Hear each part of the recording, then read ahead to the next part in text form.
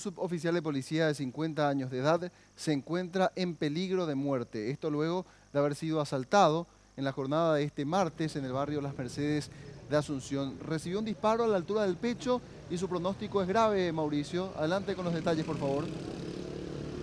Es así, compañeros, es suboficial Hilario Rojas, quien recordemos el día de ayer recibió un disparo tras un asalto en la zona del barrio Las Mercedes. Se encuentra actualmente, como ya dijeron, en peligro de muerte. Esto fue confirmado por uno de los doctores de guardia aquí del Centro de Emergencias Médicas, quien nos decía que el estado de su oficial es aún bastante delicado, pronóstico reservado, y su situación es inestable.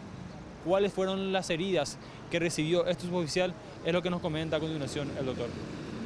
Tiene una herida en el hombro derecho que tiene un trayecto hacia el tórax y al pasar por esa región lesionó una arteria muy importante que es la arteria subclavia y lesionó el lóbulo superior del pulmón derecho.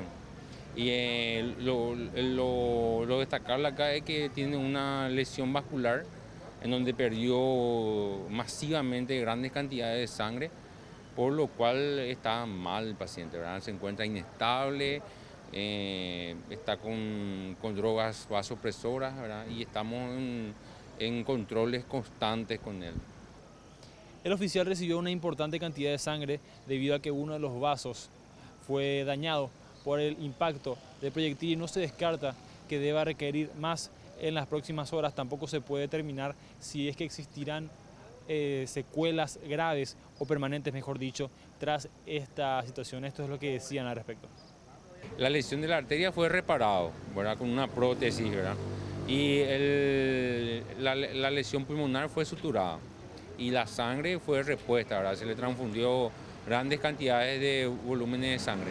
Ahora mismo no podemos saber qué secuelas o qué consecuencias podría tener. ¿Cuándo se podría determinar esto? ¿En 48, 72 horas? Y no, días.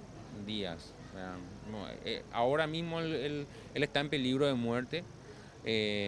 Necesitamos controles muy exhaustivos, estar encima de él, ¿verdad?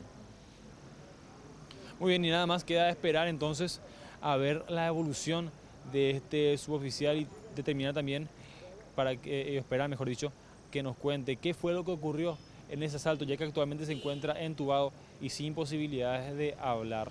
Es todo por el momento, compañeros, aquí volvemos a estudios.